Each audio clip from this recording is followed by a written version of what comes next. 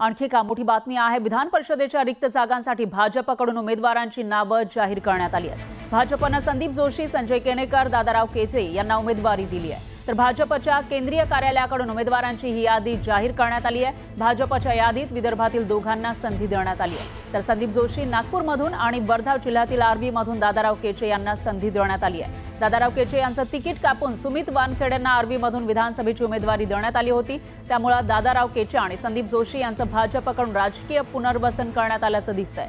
विधान परिषदेवरील 5 सदस्य हे विधानसभेवर निवडून गेल्यानं रिक्त झालेल्या जागांसाठी निवडणूक होतीये, तर या निवडणुकीसाठी अर्ज दाखल करण्याची शेवटची मुदत सोमवारपर्यंत आहे।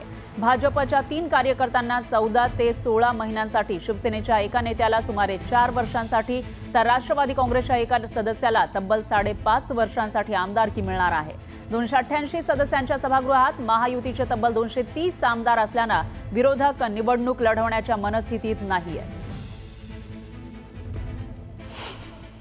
भारतीय जनता पार्टीने माझ्यासारख्या सर्वसाधारण कार्यकर्त्याला, सर्वसाधारण समाजातील व्यक्तीला आज जी संधी दिली, संधी नव्हे तर जबाबदारी दिली, त्या जबाबदारीचा हा माझा सन्मानच आहे। आणि त्यामुळे खऱ्या अर्थाने महाराष्ट्राचं नेतृत्व माननीय मुख्यमंत्री देवेंद्रजी फडणवीस, तसेच महाराष्ट्राचे अध्यक्ष चंद्रशेखर बावनकुळेजी, महाराष्ट्राचे कार्यकारी अध्यक्ष रवींद्र चव्हाणजी यांचं खूप खूप आभार व्यक्त करतो, धन्यवाद मानतो की आपण जी जबाबदारी दिली ती जबाबदारी मी निश्चितपणे भारतीय जनता पार्टीला विचाराला दीनदलित उपेक्षित पीडितांपर्यंत घेऊन जाऊन खऱ्या अर्थानं भारतीय जनता पार्टी सर्वसाधारण व्यक्तीपर्यंत नेण्याचं काम मी या जबाबदारीतून करणार आहे।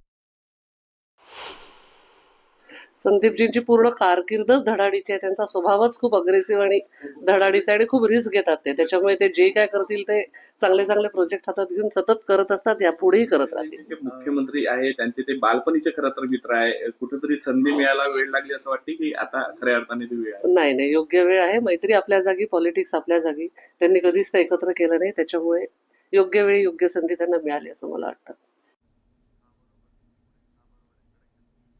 तर विधान परिषदेच्या रिक्त जागांसाठी भाजपकडून उमेदवारांची नावं जाहीर झालेली आहेत। भाजपने दादाराव केचे यांना उमेदवारी दिली आहे। पक्ष नेतृत्वाने माझ्यावर विश्वास ठेवलाय आणि आर्वीमध्ये जुन्या आणि नव्यांची सांगड आम्ही घालू, असं त्यांनी उमेदवारी जाहीर झाल्यानंतर स्पष्ट केलं। दरम्यान दादाराव केचे यांच्याशी बातचीत केली आहे आपले प्रतिनिधी सुस्मिता भदाणे यांनी। दादाराव केचे यांची उमेदवारी जाहीर झालेली आहे। भाजप पक्षाकडनं पुन्हा एक नवीन जबाबदारी देण्यात आलेली आहे। कसं पाहता या जबाबदारीकडे, कोणाला द्याल श्रेय? या राज्याचे सन्माननीय मुख्यमंत्री देवेंद्रजी फडणवीस साहेब, या राज्याचे भारतीय जनता पार्टीचे प्रदेश अध्यक्ष सन्माननीय आमचे परमस्नेही बावनकुळे साहेब यांच्या संकल्पनेतून, यांच्या दोघांची समन्वयातून विधान परिषदेची उमेदवारी कोणाला दिल्या गेली पाहिजे, कोण काम करू शकते, भविष्यामध्ये पक्ष संघटना मजबूत करू शकते, त्या आधारावरच माझ्यासारख्या सामान्य कार्यकर्त्यावर ही जबाबदारी प्रामुख्याने दिली आहे। आणि या जबाबदारीतून साधारणतः पक्ष संघटना ज्या ज्या गावामध्ये कमजोर असेल, ज्या ठिकाणी कार्यकर्त्यांची मोठी फळी निर्माण करण्याचं काम निश्चितपणाने माझं आहे। मतदारसंघाचं वातावरण एकदम चांगलं आहे। 82-83 पासून आपण या मतदारसंघामध्ये भारतीय जनता पार्टीचं वृक्षारोपण केलं, एक वटवृक्षाचं स्वरूप या मतदारसंघामध्ये निर्माण झालेलं आहे।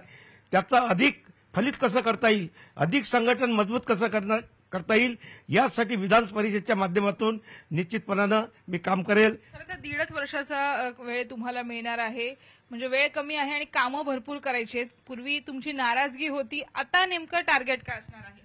मी एक पिक्चर पाहिला आहे, त्या पिक्चरमध्ये एका दिवसाचे मुख्यमंत्री झाले होते।